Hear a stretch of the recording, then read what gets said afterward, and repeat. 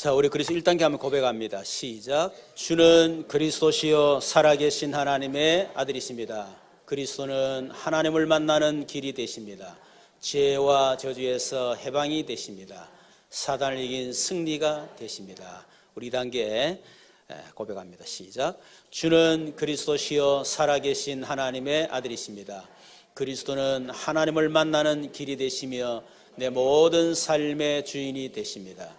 죄와 저주에서 해방이 되시며 나에게 죄와 저주에서 해방을 주셨습니다.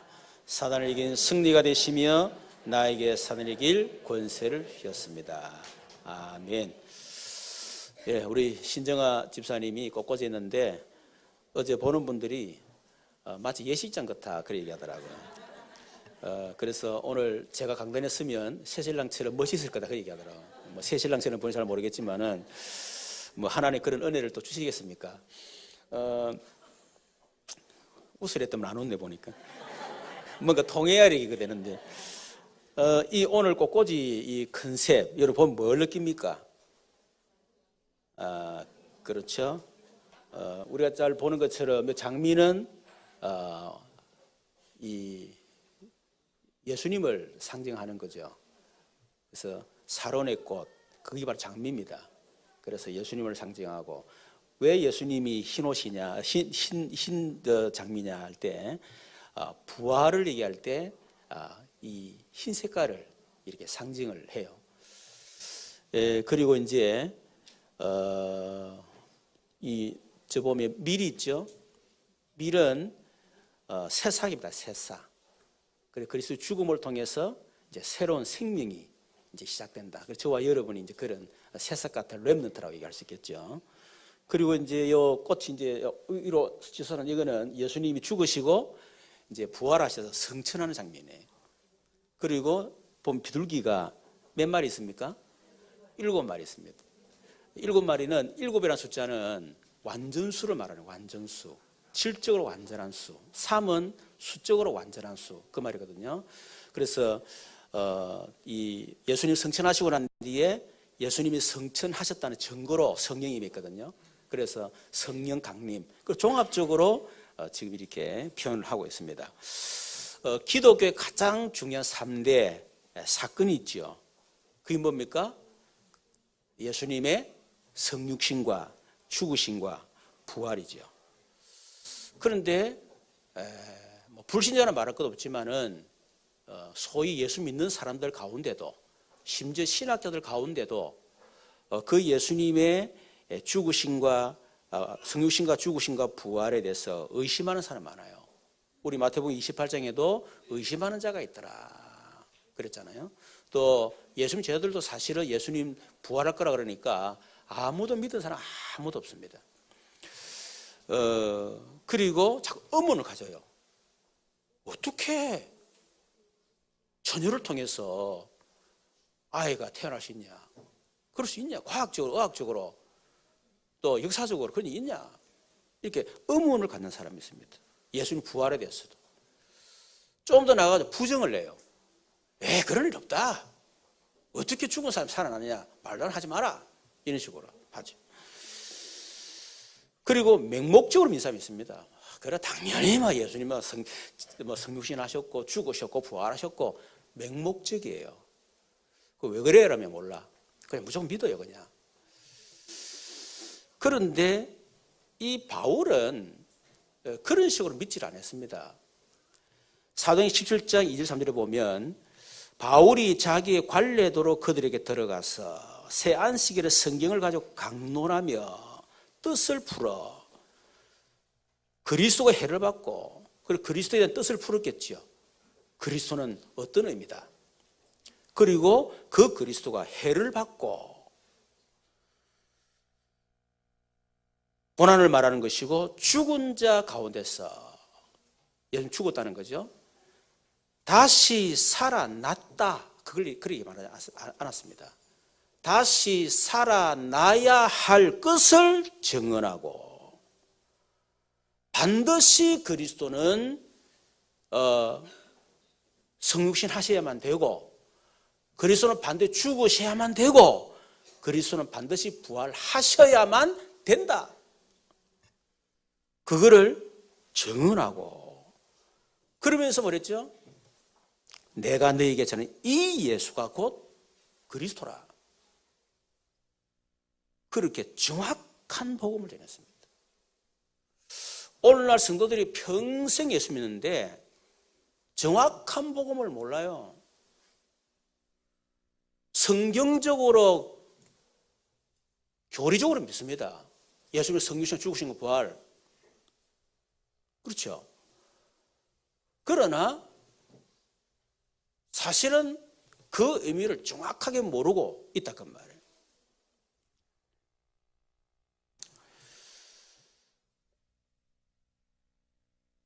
여러분 예수님이 성육신 하셨는데 어떻게 그럴 수 있느냐 말이야. 천의 몸에서. 말도 안 되는 소리 하지 마라. 성육신 하셔야만 돼요. 그래서 우리는 신앙생활을 어떻게 해야 되느냐. 당연성과 필연성과 절대성 이 세 가지를 가지고 우리가 예수 믿는 거예요. 예수님의 성육신은 당연한 것이다. 예수님의 성육신은 필요한 것이다. 예수님의 성육신은 절대적인 것이다. 거기에 대한 확실한 근거가 있습니다 말이에요. 근거 없는 신앙생활, 무작정 믿는 신앙생활, 무조건 믿으면 잘 되고 무조건 믿으면 복 받고 무조건 믿으면 하나님 우리에게 축복하시고 이런 무슨 무속신앙처럼 말이에요. 무슨 종교 믿는 사람처럼 그렇게 믿으면 안 돼요. 성육신과 죽으신과 부활, 당연성, 필연성, 절대성, 그렇지. 거기에 대한 뭐요? 근거. 그걸 가지고 신앙생활 흔들리지 않습니다. 남한테 얘기할 때 말을 해줄 수 있는 거예요. 나는 믿는데 말을 못 해줘. 왜? 근거가 없으니까. 그러니까 뭐가 안 되죠? 전도를 할 수가 없어요. 내게 믿음의 근거가 너무 확실하다. 그러면 전도할 수밖에 없잖아요.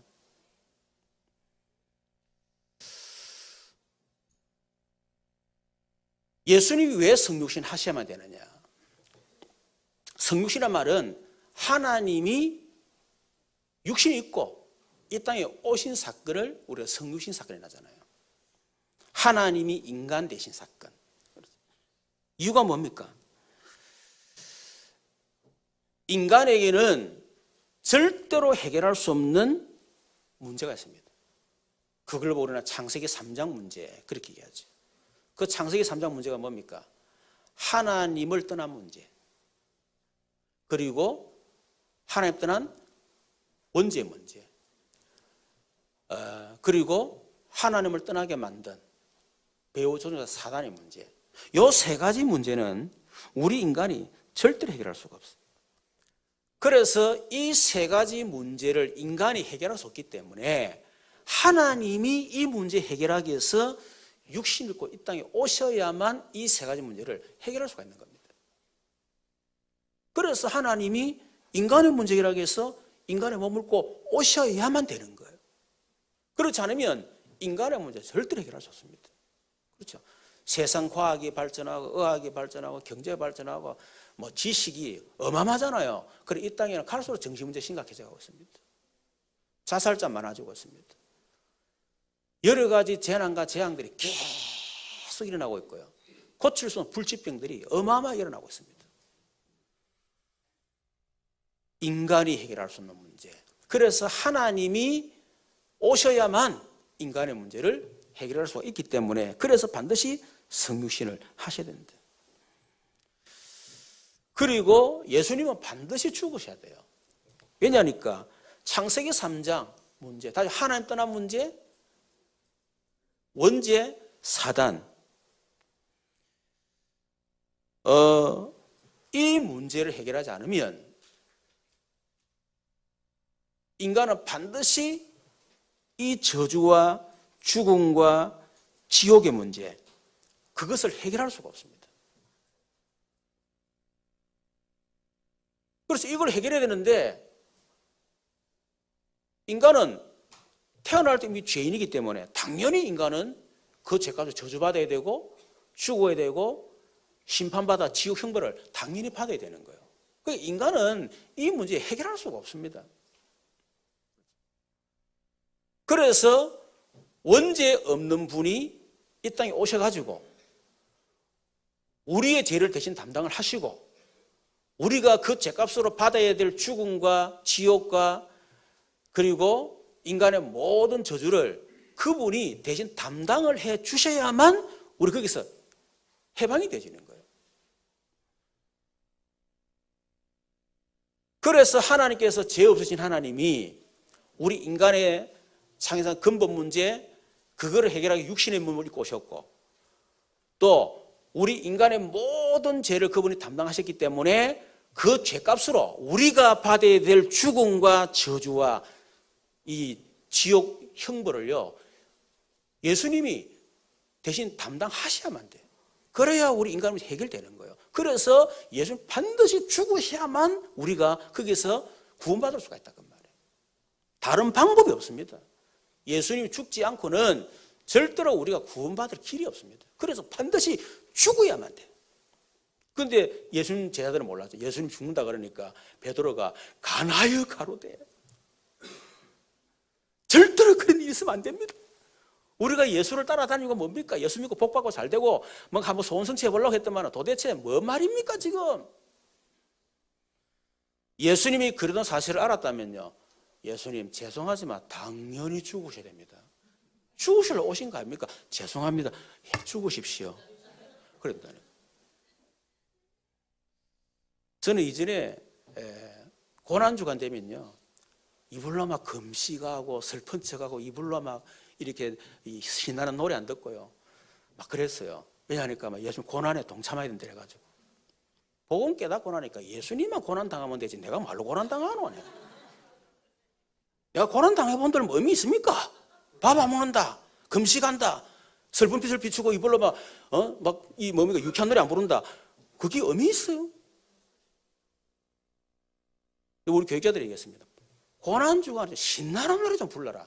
축 처진 노래 부르지 말고 예수님만 고난 당하면 되지 뭘 우리까지 고난 당하려고 그러노? 예수님 고난당 십자가에서 우리 죄를 다 해결했는데 고난주간 기뻐가지고 밥도 더 많이 먹고 말이야. 신나는 찬송 부르고 막 구원에 대한 감격이 오고 이래야 되지. 막 슬퍼가지고. 그러지 마. 그거 복음이 제대로 이해 안 된 거예요. 예수님 반드시 부활하셔야 돼요. 왜냐하니까 인간의 문제를 해결했다는 증거. 예수님이 사망의 세력을 잠자 마귀를 완전히 꺾었다는 증거. 예수님이 죄가 없으신 하나님이란 증거. 그죠? 그러니까 당연히 부활하셔야 돼요. 예수님이 죽어서 부활하지 못하면 우리 인간 문제 해결할 수가 없어요. 문제를 해결하는 증거로 부활하셔야만 돼요. 이유가 뭐냐? 그래야만 그리스도의 증거가 되기 때문에. 여러분 우리 인간의 문제, 하나님 떠난 문제, 원죄, 사단의 문제는 우리 인간이 해결할 수가 없잖아요. 그래서 하나님이 인간을 해결할 수 없기 때문에 하나님이 해결하는 길을 주신 것입니다. 그 길이 그리스도예요. 그리스도가 무슨 말이냐? 하나님을 떠나서 문제이기 때문에 하나님 만나는 길이 그리스도입니다. 인간의 원죄 때문에 저주가 왔어요. 죄와 저주 해결하는 게 그리스도예요. 사단으로부터 문제가 왔습니다. 사단에게 길이 그리스도예요. 그래서 인간의 창세기 3장 문제를 해결하는 길은 반드시 그리스도가 아니면 해결 안 되는 거라.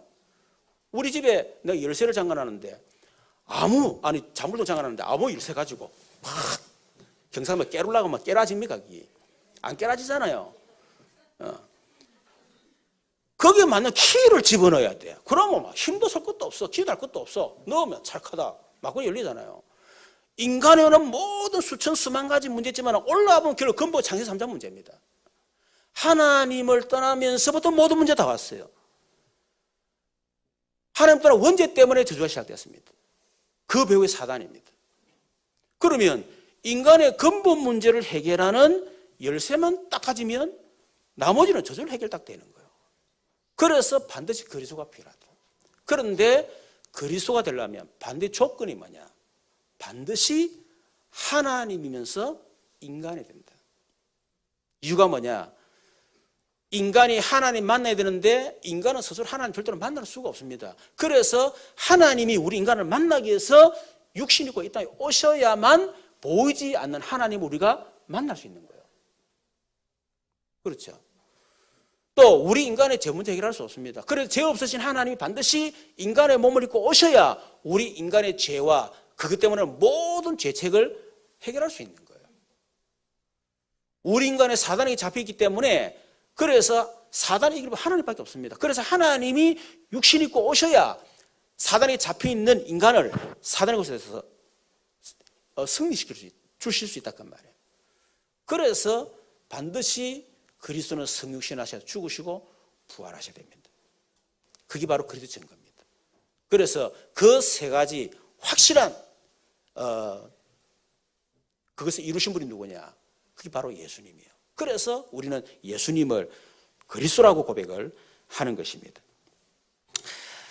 여러분, 우리가 이 오늘 부활주일인데 뭐 예수님 부활했다 뭐 이런 증거도 성경에 많이 있어요. 그렇죠. 그러나 그런 증거 아무리 되면 뭐 할 겁니까? 예수님의 성육신과 죽으신 부활에 대한 당연성필의 절대성이 안 오는데 막 이래서 부활했고 저래서 부활했고 뭐 유대인들은 뭐 그래서 뭐 조작서를 만들 거짓 도적질 백날 얘기해본들 그거 내하고 아무 상관없는 거예요. 내 안에 내가 믿어져야 돼. 그렇죠. 그렇다면 우리가 이 부활주일날 뭐 해야 되느냐면 집중해야 된다. 특히 우리 집중신학은 계속되고 있기 때문에요. 부활절과 집중이라는 제목을 가지고 말씀을 전하려고 합니다. 여러분, 부활절에 우리가 어디에 집중해야 되느냐? 부활하신 그리스도께 집중하시길 바랍니다. 부활하신 그리스도께 집중하란 말은 갈보리 십자가에서 인간의 근본 문제인 창세기 문제를 해결하신 그리스도께 집중해라. 조금 얘기했습니다만은 인간의 근본 문제 창세기 3조 문제는 그리스도란 말은 하나님을 떠난 문제를 완전히 해결하신 참 선지자 되신 그리스도께 집중해라. 그 말이에요. 히브리 10장 19절 20절에 보니까 그러므로 형제들아 우리가 예수의 피를 힘입어 성소에 들어갈 담력을 얻었나니 그랬죠. 여러분, 원래 인간은 하나님의 형상으로 지음받았기 때문에 하나님과 마음껏 교제하도록 창조했습니다. 그렇죠. 하나님께 살도록 창조하셨어요. 그런데 인간이 하나님을 떠나면서부터 인간은 하나님 만날 수가 없게 된 겁니다. 그래서 하나님이 하나님 만날 수 있는 장소를 허락하신 거예요. 방법을 주신 거예요. 그래서 구약에는 짐승을 잡고 그 피에서 드리는 바로 그곳에, 그래서 주로 돌단 제단이지요. 그때 하나님 거기 임하는 거예요. 그 이후에 하나님께 언약궤를 만드시고 그 언약궤가 하나님이 함께하는 하나의 상징입니다. 그래서 언약궤가 있는 곳에 와야만 하나님 만날 수 있어요. 그래서 구약에는 광야에서 해막 중심으로 이스라엘 백성들이 동서남북으로 이렇게 해막 따라 움직이기도 하고 멈추기도 하고 그랬잖아요. 그 이후에 이제 성전을 건축했습니다. 솔로몬 때. 그래서 그 성전에 가야만, 언약궤는 성전에 가야만 하나님 만날 수 있어요. 그런데 그 성전의 구약시대 때는 성소와 지성소가 있어가지고 언약궤가 있는 지성소 안에는 아무도 못 들어갑니다. 1년에 단 한 번 대제사장만 1년에 한 번씩 들어가는 거예요. 그것도 대제사장 죄인이기 때문에 백성들의 죄 문제 해결하기 위해서 먼저 자기 자신을 위해서 짐승을 먼저 드리고 죄사함을 받고 들어가야 되는 거예요. 만약 그렇지 않으면 당장 그 대제사장이 저주받습니다. 그래서 대제사장이 죽을까 싶어가지고 확인을 해야 되잖아요. 그래서 방울을 달고 줄을 묶어 놓는 거예요. 그러니까 방울 소리가 계속 들리면 기도하면서 할렐루야 막 방울 들리잖아요. 그러면 살아있는가 보다는데 어느 방울 소리 안 들려. 그럼 어찌 됐지? 이래가지고 줄을 당겨 보는 기라. 쭉 당기면 됐어 이러면 살아있구나. 근데 줄을 당기도 아무 반응이 없어. 당기면 이미 시체가 돼가 있는 거야. 그래서 이제 줄을 묶어가지고 이제 이렇게 간다. 그러니까 죄인은 절대로 하나님 만날 수 없다는 겁니다. 그래서 성소와 지금 사이에 휘장이 쫙 찢어졌잖아요. 근데 예수님이 십자가에 죽을 때에 성전의 휘장이 위에서 아래로 쫙 찢어졌습니다. 그럼 뭡니까? 예수님이 십자가에 죽는 순간에 우리에게 시장이 쫙 갈라지는 것처럼 예수 십자가에 죽는 순간에 하나님께 나갈 수 있는 새롭고 산 길이 확 열린 겁니다. 이때부터는 이제는 누구든지 예수 피를 힘입으면 하나님께 나갈 수 있는 그런 길이 열렸다는 말이에요. 베드로는 3장 18절에 보니까 그리스도께서도 단번에 죄를 위하여 죽었사 의인으로서 불의한 자를 대신하셨으니 이는 우리를 하나님 앞으로 인도하려 하심이라. 의인으로서 불의한 자를 대신하신 이유가 뭐냐? 우리를 하나님 앞으로 인도하려 하셨어요. 그래서 요한복음 14장 6절에 보니까 내가 곧 길이요 진리요 생명이니 나로 말미암은 자는 아버지 올 자가 없느니라. 하나님께 나갈 수 있는, 하나님 만날 수 있는 유일한 길이 뭐냐? 하나님 만나는 길 대신 참 선지 대신 그리스도 예수, 그분을 통해서만 하나님을 만날 수가 있다 그 말입니다. 그래서 우리가 그 예수님을 하나님을 만나는 길 대신 그리스도로 우리가 영접할 때 고린도서 3장 16절에 너희는 너희가 하나님의 성전인 것과 하나님의 성령이 너희 안에 가시는 알지 못하느냐. 예수님이 하나님 만나는 길 되시기 때문에 그래서 우리가 예수님을 영접할 때 하나님이 우리 속에 영으로 들어오신다고 말이에요. 그걸 보고 하나님을 만난다고 하는 것입니다. 아니 목사님 예수님이 어떻게 하나님 만납니까? 예수님이 하나님 만나는 길이란 증거. 그래서 예수님 하나님이 우리 안에 들어오시는 거예요. 그렇죠. 그걸 보고 구원이라고 하는 것입니다.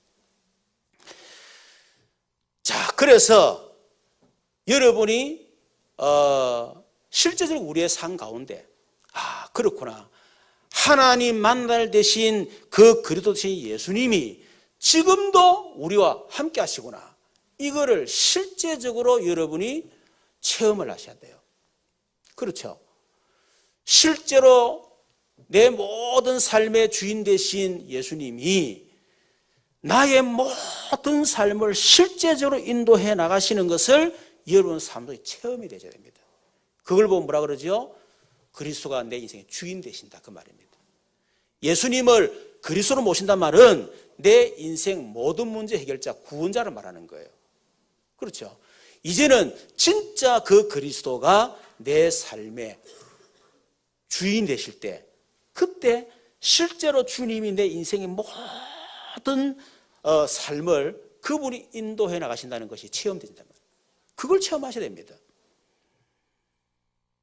그래서 빌립보서 1장 6절에 보니까 우리 안에 착한 일을 시작하시니가 그리스도 예수의 날까지 이루실 줄 우리가 확신하노라. 우리를 계속 인도해 나가시면서 우리 인생을 점점 이루어 가시는 그게 여러분 삶 속에 야 정말이구나 참나 부족 연약하고 나는 참 모질한데 야 내 인생을 돌아보니까 내가 예수를 믿고 구원받았는데 그 이후에 진짜 그리스도를 알고 난 이후부터 진짜 그리스도가 내 모든 삶의 주인 되셔서 그분이 내 모든 것을 이루어가고 계시구나. 이게 실제적으로 여러분 체험이 돼야 되는 겁니다. 그렇죠. 여러분이 정말 예수 이름으로 기도할 때 야 진짜 하나님이 응답하시고 예수님 기도할 때 정말 성령께서 지금 역사하시구나. 이거를 진짜 체험하셔야 돼요. 그게 바로 부활입니다. 여러분 부활하신 그 그리스도를 체험한단 말은 우리의 죄와 저주를 해결하신 참 제사장 되신 그를 체험한다 이 말이죠. 우리 인간은 창세기 3장 하나님 떠난 원죄 때문에 그때부터 모든 저주가 시작되어졌고 모든 문제가 다 왔습니다. 그래서 우리 인간은 그 죄와 저주를 해결할 수가 없습니다. 그렇죠. 그래서 창세기 3장 15절에 원죄 없는 여자의 후손이 와서 뱀의 후손의 머리를 상하게 할 것이요 뱀의 후손이 여자의 후손의 발꿈치를 상하게 할 것이다. 그 말은 그 여자의 후손이 와서 우리 대신에 십자가 죽으시고 피 흘리시고 우리의 모든 죄와 저주를 해결할 것이라고 하는 그 약속을 우리에게 주신 것입니다. 그 약속대로 오신 겁니다. 마가복음 10장 45절 인자가 온 것은 성결함이 아니요 많은 사람을 위하여 자기의 목숨을 대속물로 주려 함이라. 예수님이 우리 대신에 대속물 되기 위해서 오셨다. 로마서 5장 8절 우리가 아직 죄인 되었을 때 그리스도께서 우리를 위하여 죽으심으로 하나님께서 우리에 자기의 사랑 확정하셨느니라. 우리를 위하여 예수님이 죽으신 것입니다. 갈라디아서 3장 13절에 그리스도께서 우리를 위하여 저주를 받은 바 되사 우리를 율법의 저주에 속량하셨으니 예수님이 우리 우리를 대신해서 저주받으시고 우리를 저주에서 건져내셨다. 그래서 히브리서 9장 12절에 보니까 염소와 송아지의 피로 하지 아니하고 오직 자기의 피로 영원한 속죄를 이루사 단번에 성소에 들어가셨느니라. 그렇죠? 자기의 피로 영원한 속죄를 이루셨다. 그것도 단번에. 예수님이 단 한 번 죽으심으로 우리에게 영원한 속죄를 이루셨고 우리 영원한 구원을 주셨다. 그래서 로마서 8장 1, 2절 그러므로 이제 그리스도 예수 안에 있는 자는 결코 정죄함이 없나니 이는 그리스도 예수 안에 있는 생명의 성령의 법이 죄와 사망의 법에서 너를 해방하였습니다. 그게 체험돼야 돼요. 아, 그렇구나.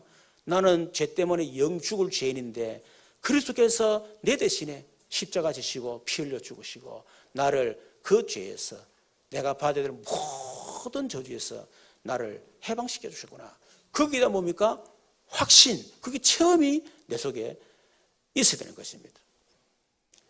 예수님이 단번에 죽으심으로 여러분의 모든 원죄와 여러분의 과거죄, 현재, 아직 짓지 않는 미래 지을 죄까지도 십자가에 단번에 영원히 해결하신 줄로 믿으시기를 축원합니다. 여러분이 받아야 될 모든 저주와 질병과 고통과 모든 지옥 형벌까지도 예수님 십자가에서 대신 받으시고 거기서 영원히 우리에게 해방을 주신 줄로 믿으시기를 바랍니다. 거기에 대한 체험이 있어야 됩니다. 그래서 부활주일 날 진짜 여기 집중하세요. 그렇죠. 우리 장로님도 기도하셨습니다만 진짜 억만죄인인 내가 그리스도의 십자가의 그 보혈로 내가 구원받았구나. 거기에 대한 감격, 감사가 늘 우리 속에 있어야 됩니다. 세 번째는 사단을 완전히 꺾으신 참 왕. 그걸 체험하라는, 그걸 집중하라는 거예요. 결국 인간을 멸망시킨 장본이 누굽니까? 그게 바로 사단이죠. 아담과 하와를 완전히 넘어뜨린 사단은 지금도 마찬가지입니다. 창세기 36장 11장 세 가지 올무, 또 사도행 13장 16장 문화를 통해서 사단의 세 가지 함정, 그리고 불신 6가지 틀, 운명의 틀, 그게 딱 묶어가지고 인간을 완전히 멸망시키는 거예요. 그래서 요한일서 3장 8절 하나님의 아들이 나타나신 것은 그 인생 12가지 문제를 주는 배운 사단이 이를 멸하리 하심이라. 히브리 2장 14절 보니까 자녀들은 혈과 육에 속하였으며 그도 또한 같은 모양으로 혈과 육을 함께 지니심은 죽음을 통하여 죽음의 세력을 잡은 자 마귀를 멸하시며, 그래서 육신이 입고 오신 거예요. 요한복음 1장 12절 그래서 영접하는 자 곧 그 이름을 믿는 자들에게는 하나님의 자녀가 되는 권세 주셨다. 뭐죠? 신분을 완전히 바꿨다. 운명을 완전히 바꿨다. 그 말입니다. 마귀 자녀 하나님의 자녀로. 그렇죠. 그래서 마태복음 10장 18절을 보니까 주는 그리스도시여 살아계신 하나님의 아들을 고백할 때 예수님이 음부의 권세가 너를 이기지 못할 것이다. 당연히 사단의 일을 완전히 멸하신 그리스도가 내 안에 주인으로 계시는데 어떻게 음부의 권세가 나를 이길 수가 있겠습니까? 목사님 나는 음부의 권세 못 이기겠는데요. 아직까지 여러분 속에 계신 그리스도를 몰라가지고. 그렇죠. 자기가 경찰이면 도둑놈이 오면 내 경찰이지 폰만 잡아도 호갈 딱 불고 이래도 도망갈 낀데 지가 경찰인 줄 몰라. 지가 먼저 도망가. 내 안에 사단을 이기신 그리스도가 내 안에 계시는데 내 안에 계신 그리스도를 모르니까 귀신, 사단, 마귀가 벌벌 무서운 거예요. 이게. 그러니까 못 이기는 거예요. 그 정도가 아니지요. 누가복음 10장 19절 내가 네게 뱀과 정갈을 밟으며 원수의 모든 능력을 제할 권세를 우리에게 주셨다. 여러분에게 사단, 귀신을 꺾을 수 있는 권세를 여러분 주신 줄로 믿습니다. 그래서 꺾었어요. 여러분 가정에 들어가거든 가만 놔두지 말고요. 창세기 3장으로 말하면 우리 가문 가정을 통해서 우리 가정에 이런 여러 가지 문제를 주는 흑암 권세, 저주 권세, 지옥 권세, 이 더러운 귀신은 예수 이름으로 꺾일지어다. 기도하세요. 여러분 사업을 어렵게 만들고 자꾸 일이 안 되도록 만드는 게 있잖아요. 그 배후 역사는 사단 귀신은 예수 이름으로 결박받고 떠나갈지어다. 기도하세요. 우리 교회 보니까 막 귀신에게 시달리고 영적으로 시달리는 분들이 그리스도 삼직을요 한두 번 하는 것이 아니고요 몇백 번씩 한 500번씩 한대. 그래도 뭐 글로 적으라 그래. 그런데 그거 적기만 하는데도요, 막 귀신이 막 떠나가는 거예요. 여러분 가정에도 흑암이 더 이상 머물지 못하도록 집에 들어가자마자 막바로 다른 가지 말고 권세 있는 주 예수 이름으로 명하노니 지금 우리 가정과 가문을 형성하는 흑암의 권세는 예수님 결박받을지어다. 기도하죠. 여러분 자녀가 자꾸 여러분 어떤 한계 느낄 만큼 도무지 안 되는 자녀 있잖아요. 백날 실험해 보면 안 됩니다. 사단은 여러분 자녀의 귀를 다 막아버렸어요. 옳은 얘기해도 절대로 옳은 얘기를 안 들립니다. 전부 다 왜곡을 다 시켜버려요. 전부 다 상처로 왜곡을 다 시켜버린다니까. 그러니까 이상한 거는 다 들어오고요. 진짜 복 받을 말은요, 사단이 못 들어 길을 틀어 막는다니까. 그러니까 아무리 잔소리도 안 돼. 어떻게 보면 한계를 느껴야 돼요. 여러분 자녀 문제에 한계 느껴야 돼. 그래야 여러분 잔소리 하려다가도 아이고 한다고 되나 이거 막 이렇게 포기합니다. 그럼 뭐하느냐? 예수 이름으로 우리 자녀에게 지금 올바르게 집중하지 못하게 만들어 자꾸 틀린 거 집착하게 만드는 악한 원수마귀 귀신은 예수 이름 결박받고 떠나갈지어다. 기도하시길 바랍니다. 진짜 그걸 통해서요, 정말 예수님이 사단을 완전히 꺾으신 참 왕이신 그리스도가 맞구나, 이걸 체험하셔야 돼. 하나님이 그거를 체험하도록 하기 위해서 하나님이 여러분 가정에 악한 영도 동원시키고 귀신도 동원시키고 그런 거 하는 거 아닙니까? 그거라니까. 그거 내가 그걸 체험할 때 하도 안 되니까요. 분명히 이기는 사단의 역사고 우리 가문의 저주고 알았어요. 답도 그래서 알았어. 그래가지고 막 본격적으로 제가 꺾었잖아. 안 되는 거예요. 오히려 더 뒤집어지고 오히려 막 더 문제가 생기더라고. 그래서 내가 하나님 도대체 예수가 그리스도가 맞는데 왜 더 뒤집어집니까? 그러니까 하나님이 내게 간단한 답 주네요. 지금 네 안에 있는 문제가 하루 이틀 문제, 역사와 전통을 자랑한다라니까. 창세기 3장에 시작됐던 그 저주가 네 가문 가정을 통해서, 너가 부모를 통해서, 네가 태어나서 지금 나이가 몇 살이냐? 몇십 년 살았는데 그게 네 안에 들어앉아 있는데 어느 날 꺾이겠냐? 역사와 전통을 자랑한다는. 알았습니다. 그리고 사단이 금방 꺾여주겠냐? 그렇게 사단이겠냐? 사단은 끝까지 발악한다. 그걸 깨닫게 하시는 거 알았습니다. 그때부터 제가요, 꺾이고 안 꺾이고 상관없이 그냥 무조건 그냥 고백하고 내가 그리스도 선포하고 계속 꺾었어요. 3개월 집중했는데요, 0점으로 딱 끝났더니 답이 딱 나더라고요. 흑암이 팍 꺾이는 걸 제가 체험했다니까요. 그러니까 여러분이 진짜 집중하시길 바랍니다. 진짜요. 문제에 집중하지 마세요. 여러분 자녀에 집중하지 마세요. 백날 해본들 소용없습니다. 그래도 놓치면 결국 여러분 어느 쪽으로 가느냐? 결국은 한계 안 된다는 답 쪽으로 계속 간다니까. 그때 가가지고 깨닫지 말고 미리 가본들 이미 그런 결론 날 수밖에 없잖아요. 그러니까 그런 결론 날 때까지 가서 말 그대로 개고생하지 말고요. 이미 개고생했던 사람이 있잖아요. 내가 증인들 보라 뻔합니다. 아이고 우리 목사님 전단에서 개고생 안 해야 되지. 이래가 나 미리 꺾어봐야 되겠다 하고 미리 꺾으시길 바랍니다. 우리는 어떤 글에 집중해야 되느냐? 부활하사 하늘과 땅의 모든 권세를 가지시고 지금도 우리와 함께 하시는 그리스도께 집중해라. 마태복음 28, 2절에 부활하신 주님이 하늘과 땅의 모든 권세를 내가 가지고 있다. 내가 너희와 함께 하겠다 그랬잖아요. 하늘과 뭐요? 땅의 권세. 그분이 지금 우리와 함께. 그 말은 누리라는 겁니다. 하늘의 권세가 뭡니까? 보좌의 권세. 하늘의 권세가 뭐죠? 천사를 동원할 수 있는 권세. 그 어마어마한 권세가 우리는 겁니다. 땅의 권세가 뭡니까? 이 땅에는 저주와 사단과 지옥 권세가요, 이 땅을 사로잡고 있습니다. 그것을 꺾을 수 있는 권세, 그게 우리에게 있다는 말입니다. 그걸 어떻게 해요? 부활하신 그리스도 이름으로 꺾기를 바랍니다. 그리고 부활에 참된 소망을 주신 그리스도께 집중해라. 여러분, 예수님은 부활의 첫 열매입니다. 그래서 고린도전서 15장 1절에 보니까 그리스도께서 죽은 자 가운데서 다시 살아나사 잠자는 자들 첫 열매가 되셨다. 첫 열매란 말은 예수님 부활한 것, 우리도 부활할 것을 첫 열매로 보여주신 것입니다. 그래서 고린도전서 15장 42절 44절에 보면 이런 말씀이 있죠. 죽은 자의 부활은 그와 같으니 썩을 것으로 신고 썩지 아니할 것으로 다시 살아나며 욕된 것으로 신고 영광스러운 것 다시 살아나며 악한 것으로 신고 강한 것으로 다시 살아나며 육의 몸으로 신고 신령한 몸으로 다시 살아나니 육의 몸이 있은즉 영의 몸도 있느니라. 그렇게 우리가 부활한다는 겁니다. 여러분, 예수님이 부활했을 때에 어떻게 부활했죠? 분명히 사람 제자들이 보고 알 수 있을 만큼, 또 예수님 만져보랬잖아. 만져볼 수 있는데 이상하죠. 시 공간을 초월하는 거예요. 그것처럼 우리도 부활한다 그 말입니다.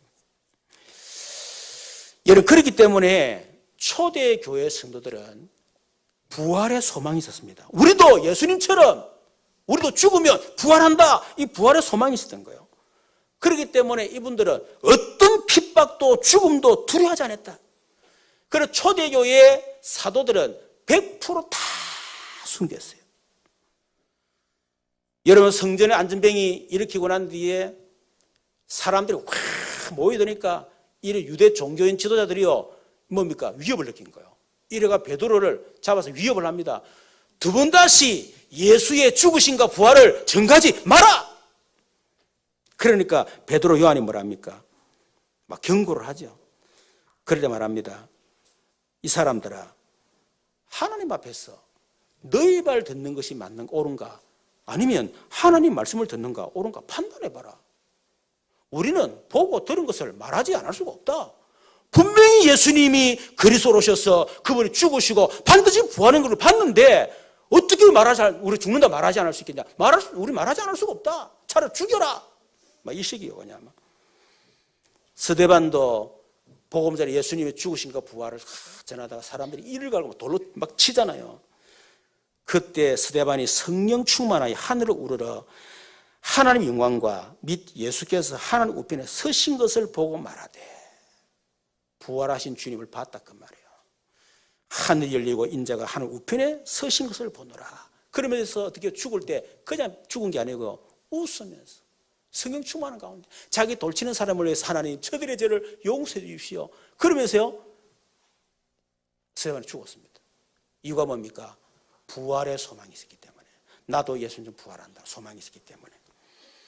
여러분, 고린도서 4장 7절 10절에 이런 말씀이 있습니다. 우리가 이 보배를 질거리 가졌으니 이는 심히 큰 능력은 하나님께 있고 우리에게 있지 아니함을 알게 하려 함이라.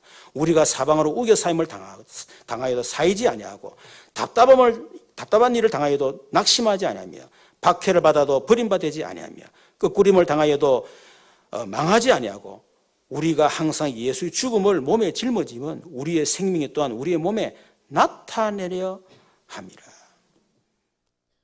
여러분, 이것이 뭐죠? 부활신앙이에요. 그렇죠. 진짜 예수님이 부활했다. 우리도 예수님 좀 부활할 것이다. 여러분, 그 소망 있는 사람은 절대로 낙심하지 않습니다. 절대로 우겨사명을 당하도 포기하지 않습니다. 그렇죠. 부활한 주님 분명히 우리와 함께 하시는데 왜 낙심합니까? 이번에 집중신앙원 때 왔을 때 권사님 그런 얘기 안 합니까? 자기가 예수님을 구원받은 거 너무 감사하다. 자기가 예수 믿고 보고 말은 너무 감사하다. 내가 예수 믿고 내가 보고 말고 하나님 나를 전도해서 너무 감사하다. 그런데 더 감사한 게 있다. 자기가 예수 믿고 난 뒤에 모든 문제를 축복으로 바꿀 수 있는 능력을 내게 주셨다. 여러분, 그게 부활신앙이에요. 위기를 기회로 바꿀 수 있는 신앙, 그게 부활신앙이에요. 문제를 축복으로 바꿀 수 있는 신앙, 그게 부활신앙이에요.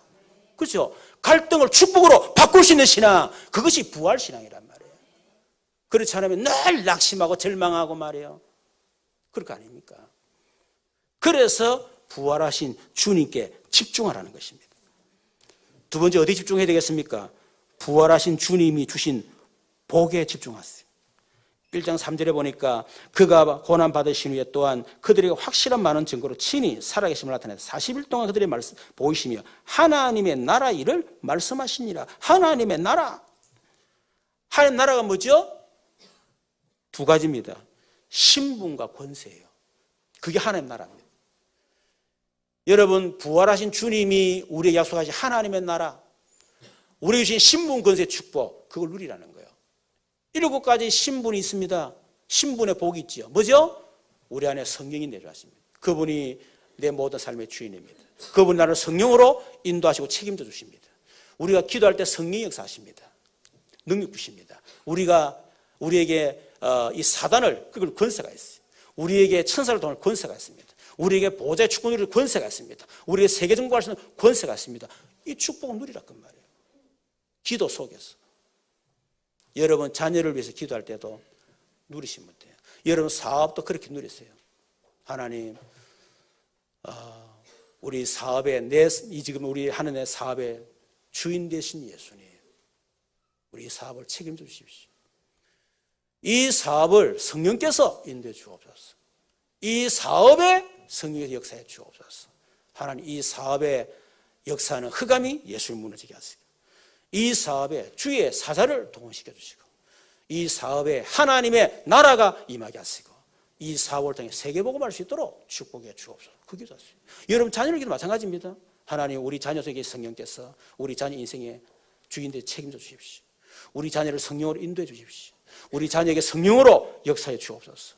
우리 자녀에게 역사는 흑암이 지금 결박하고 무너지게 하시고, 우리 자녀에게 지금 주의 사자를 동원하사 하나님 길을 인도해 주옵소서. 우리 자녀에게 보호자의 축복이 임하게 하시고, 우리 자녀가 세계복음할 수 있는 정인 되도록 축복해 주옵소서. 얼마나 여러분 또망합니까? 그렇죠? 그 축복을 실 누리라는 거예요. 우리에게는 불신자 6가지의 저주를 꺾는 권세복이 있습니다. 그걸 누리세요. 여러분 가정의 배역에서는 흑암이 완전히 무너지도록, 여러분 가정 가문을 통해 영적 모든 이 영적 배경이 있잖아요. 그게 완전히 예수를 무너지도록 기도하세요. 여러분 가정의 정신 문제 무너지도록, 육신의 질병, 육신 문제 꺾여나가도록, 여러분 가정의 지역 권세 무너지도록, 또 여러분 가정 가문의 후대 이 저주가 무너지도록 기도하세요. 여러분, 나는 우리 성도들 기도할 때 신분 권세를 가지고 여러분을 계속 기도합니다. 기도할 때만 저그 기도합니다. 내가 기도해 뭐 여러분을 위해서 뭐 해줄 게 뭐 있습니까? 뭐 밥을 가서 해줄 기가, 뭐 내 용돈을 줄 기가. 신분 권세, 그리스도 신분 권세 이 세 가지를 가지고요 계속 기도해 주는 거예요. 세 번째는 부활하신 주님이 주신 미션에 집중하세요. 부활하신 주님이 우리에게 어떤 메시지 주셨습니까? 마태복음 28장 18, 20절. 모든 민족에 가서 제자를 삼아라. 요한복음 16장 15절 20절 만민에게 가라. 요한복음 22장 15, 18절에 보니까 어린 양을 먹이라.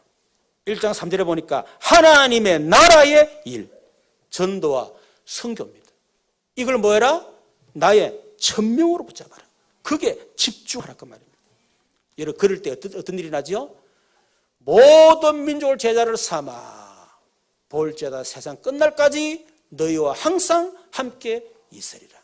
여러분 진짜 세계복음화 제자 찾는 일에 집중하면 하나님이 어떻게 해요? 하늘과 땅의 모든 권세를 가지고 함께 하겠다. 마가복음 16장 15, 20절에 만민에 가서 복음 전하고 병든 자에게 치유해라 예수 이름으로. 그럴 때에 보좌에 앉으신 주님이 저희와 함께 역사하사 그 따르는 표적으로 말씀을 더 확실히 전가하시니라. 이런 역사를 한다는 거예요. 사도 1장 3절 우리가 하나님의 나라에 일을 할 때에 그때 1장 8절 오직 성령이 너에게 임하시면 너희가 권능을 받고. 여러분 진짜 우리가 하나님의 나라의 일 그 미션 전도 선교를 위해서 살아갈 때 하나님이 성령으로 역사하겠다. 내게 권능을 주겠다. 내게 증거를 주겠다. 그 약속하셨잖아요. 우리가 하나님 주신 이 1000명이 없는데 하늘 굳이 뭐 하늘과 땅의 권세 할 필요 뭐 있노? 뭐 구마다 붙는데 뭐 보좌에 앉으면 함께 할 필요 뭐 있노? 대충 살다 가는 거지. 그렇잖아요. 굳이 성령 충만 주고 능력 주고 말이요. 증거 줄 이유가 뭐 있습니까? 저기다 살다 가면 되는 거지. 그러나 진짜 1000명을 내 것으로 붙잡을 때. 여러분, 그래서 우리는 뭘 붙잡아야 되지요? 소명과 사명을 붙잡아라. 1000명을 붙잡고 그 1000명 속에서 우리 교회에 주신 소명을 붙잡았어요. 하나님이 1000명을 위해서 우리 교회를 부르셨구나. 그래서 우리 교회 100지교 50교회 공동체를 통해서 울산민족 세계 후대인들 현장 문화 경제정보 그거 하기 위해서 우리 교회를 부르셨구나. 나를 그래서 우리 큰 사람 교회 부르셨구나. 그게 다 교회 소명이 있어야 돼요. 거기에 여러분 교회 사명이 있어야 돼요. 그렇다면 나는 뭘 해야 될 것이냐. 나는 한 지교회를 가지고 한 지교회를 지역을 살려야 되겠다. 그 개인의 이면적 계약이죠.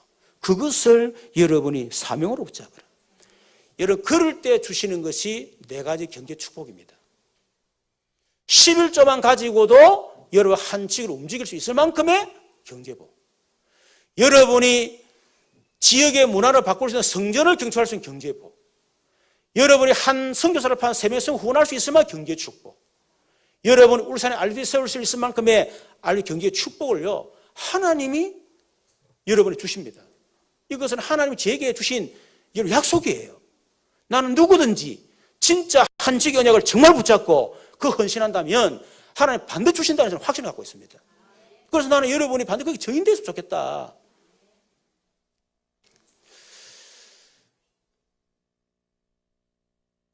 예, 우리 어제 박인호 집사님 부모님 사놓은 그 고시들 갔다 왔잖아요. 밖에 전화가 왔더라고. 목사님, 저번에 뭐 미션홈 뭐 하는데 그게 뭐 어머니는 한 1억 보증금에 뭐 한 달에 90만 원 얘기하더라고. 근데 집사님이 얘기해서 한 5천만 원만 안 되겠냐. 그럼 5천만 원. 그 처음엔 내가 이제 뭐 들었던 얘기 조금 이렇게 달라가지고 그래서 막 그래 그냥 넘어가자고 넘어갔어요. 그 집사님 계속 기도하신 거예요. 그 마음 부담이 계속 왔는가 봐. 어제 전화 왔더라고. 목사님 어머니한테 얘기했다는 거야. 그 6천 건물을 자기한테 맡겨달라. 자기 알아서 하겠다. 그 대신에 90만 원을 내가 어머니 드릴 테니까 그래서 저에게 달라고 했더니 어머니 그렇게 하라고 그랬어요. 그래서 이제 제가 갔어요. 가서 쭉 얘기하는 가운데 보니까 뭐 굉장히 좋더라고. 뭐 한 60몇 평 뭐 되는데 이 사용할 공간 너무 좋아요. 우리가 한 해 언약 속에 있잖아요, 미션은. 그래서 가보고 그래. 집사님은 말하기를 목사님 일단 보증금은 걸 필요 없고요. 그리고 90만 원 맞춰지면 되는데 뭐 여기에 상주할 사람 뭐 누구 있는데 막 그 사람들 그거 하면 나머지 자기 책임지겠다는 거야. 한 몇십만 원 자기 책임지겠다는 거야. 그냥 그래서는 안 된다. 집사님은 이미 1억을 보증 걸어야 되는데 그거 헌실 그것만 해도 대단한 거 아니냐. 그러니까 그래 하지 말고 그거는 당연히 우리 교회와 성도들이 책임져야 되지. 지나갈 필요 없다. 그러나 모자람 시장 책임져라. 내가 그렇게 했어.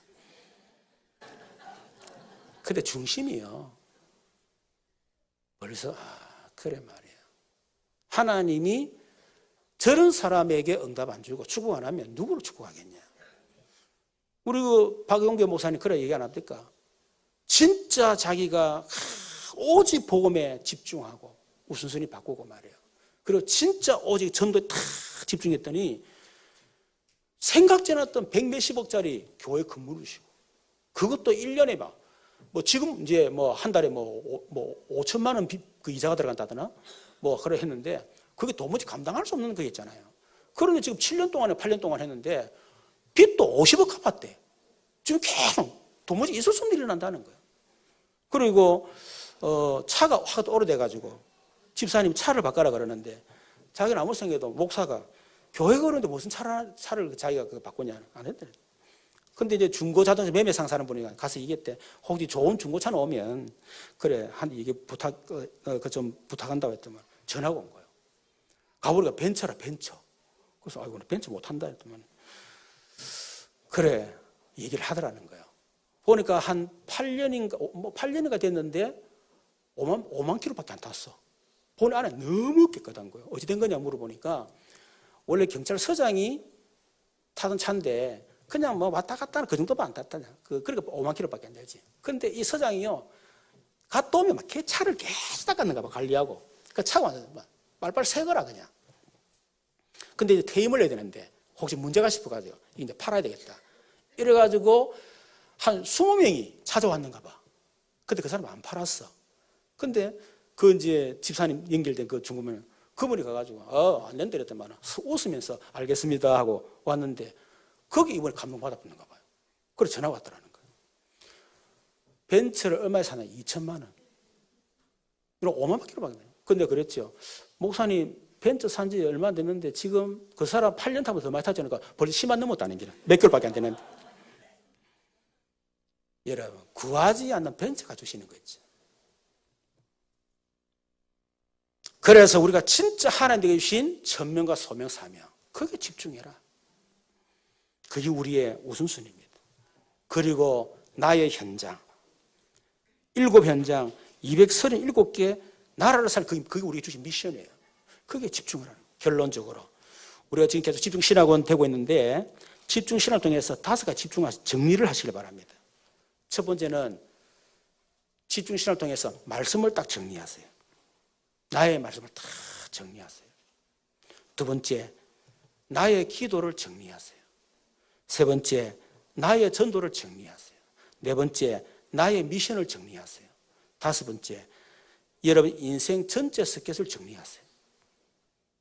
다르게 말하면 여러분 평생 응답 스케줄을 정리하라 그 말이에요. 적어도 집중신학을 통해서요, 그게 정리가 돼야 돼요. 이 잘못한 우리 성도들이 보니까 굉장히 집중하거든요. 집중하기는 하는데 딱 내 마음속에 집중만 하지. 끝나고 나는데 뭐가 정리한도 끝나는 거 아니냐. 이 생각이 내 많이 들더라니까. 그러지 말고 집중하지만 그때만 정리를. 나는 하면서 정리한다니까 내가요. 5가지 정리. 첫 번째 뭘 정리해라? 나의 말씀 딱 정리하자. 두 번째는 나의 기도. 세 번째 나의 전도. 네 번째 나의 미션. 다섯 번째 나의 인생 전체 스케줄. 반드시 놓습니다. 저는 나왔거든요. 2008년도에 언양 캠프를 통해서요, 나의 평생 인생 다 나왔어요. 평생마다 스케줄 다 나왔다니까. 집중을 그렇게 하시길 바랍니다. 이거 정리된 상태에서 우리 인생을 살아가고 사업도 하고 열심히 밥도 먹고 이래야 되지. 운동도 활동도 키우고 해야 되지. 이게 전혀 정리 안 된 상태에서 열심히 산다. 사는 만큼 고생이에요. 사는 만큼 나중에 후회하고 사는 만큼 인생 살고 난 뒤에 헛살았다 생각합니다. 그러지 말고 딱 정리를 딱 했어. 그래서 정말 대표적인 전도노의 대표적인 교회로, 전도노의 대표적인 중직자로 쓰임받는 저와 여러분 되기를 주님으로 축원합니다. 우리 말씀 생각 같이 한번 기도하십시다. 살아계신 하나님 감사합니다. 오늘 부활절을 통해서 부활하신 그리스도께 집중하는 저희들 되어지게 하옵소서.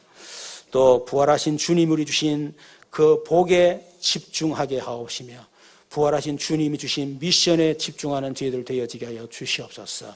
그래서 정말 여호와는 하나님이시여 하나님은 살아계시며 예수는 그리스도이심을 체험하고 증인될 수 있도록 역사해 주옵소서. 특히 집중신앙을 통해서 말씀과 기도와 전도와 미션, 인생 전체 스케줄이 정리가 될 수 있는 집중신학은 되어지게 하셔서 우리 교회 전 우리 중직자 성도들이 정말 전도운동의 모델적인 교회, 모델적인 중직자 우리 성도들 되도록 하나님께서 역사해 주옵소서. 부활하신 주님이 지금 이 시간에 우리 모든 성도 한 사람 한 사람에게 역사해 주시기를 기도합니다. 부활하신 주님의 능력이 지금 우리 성도들에게 지금 역사해 주옵소서. 우리 주 예수 그리스도의 크신 은혜와 우리 하나님 놀라우신 사랑과 성령님 내주는 교통 충만 역사하심이 부활하신 그리스도께 집중하며 부활하신 주님이신 복에 집중하며 그렇게 주신 미션에 집중하기를 결단하는 우리 모든 성도들 머리 위에 가정과 산업과 직장과 생업 위에 우리 장로님과 중직자들 전 성도 머리 위에 특히 우리 태중에 있는 렘넌트 군에 또 해외에 여러 가지 출타 중에 있는 성도들과 병상에 누운 성도들과 그리고 이 나라 민족과 전 세계 교회 위에 지금부터 영원토록 항상 함께 계실지어다. 아멘.